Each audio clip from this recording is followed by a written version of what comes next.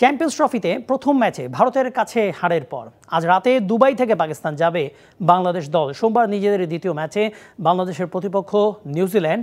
এই মুহূর্তে দুবাইয়ে আছেন আমাদের সহকর্মী শাহান পাপন, সরাসরি যুক্ত হব তার সাথে।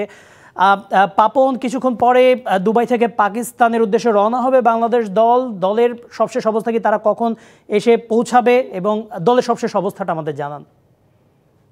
ধন্যবাদ কনক। এই মুহূর্তে আমি আছি এয়ারপোর্টে, অর্থাৎ দুবাই এয়ারপোর্টে। বাংলাদেশ দল কিন্তু অলরেডি তিন হোটেলে চেক আউট করে ফেলেছে, অর্থাৎ তারা এখন বিমানবন্দরের পথে। এবং যেটা অনুভূতি ছিল, অর্থাৎ আগেই ঘোষণা করা হয়েছিল স্থানীয় সময় সন্ধ্যা 6:15টায় বাংলাদেশ টিম তিন হোটেল চেক আউট করে তারা বেরিয়ে পড়বে এবং পাকিস্তানের উদ্দেশ্যে রওনা হবে। এবং সেই কাজটা কিন্তু তারা করে ফেলেছেন। আমরা যতটুকু খবর পেয়েছি, আমি এখন বিমানবন্দরে, তবে তারা এখন হোটেল ছেড়েছেন এবং বিমানবন্দরের পথে, এবং আজকেই তারা পাকিস্তানে যাবে।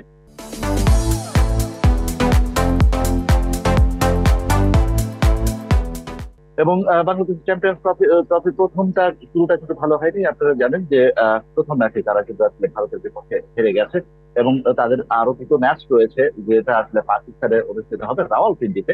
সেখানে তাদের জন্য অপেক্ষা করছে নিউজিল্যান্ড এবং স্বাগতিক পাকিস্তান। এবং সেই দুটো ম্যাচ খেলার জন্য বাংলাদেশ এখন পাকিস্তানে রওনা হয়েছে, আর পাকিস্তানের উদ্দেশ্যে তিন হোটেল থেকে বের হয়েছে পুরো দল।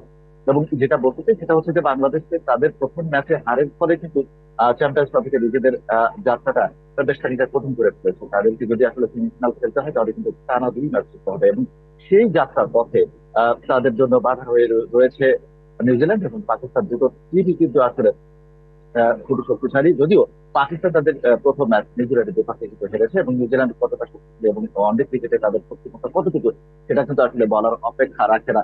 আপাতত এই ছিল এখনকার অবস্থা, অর্থাৎ বাংলাদেশ দল পাকিস্তানের উদ্দেশ্যে টিম হোটেল করেছে এবং তারা পাকিস্তানে যাচ্ছে। এবং সেখানে গিয়ে বাংলাদেশ দলকে ভালো করতে হবে, সেটা কোনো মানে এটা বলার অপেক্ষা রাখে না। তো এই ছিল এখানকার অবস্থা। শাহান পাপন, আপনাকে ধন্যবাদ।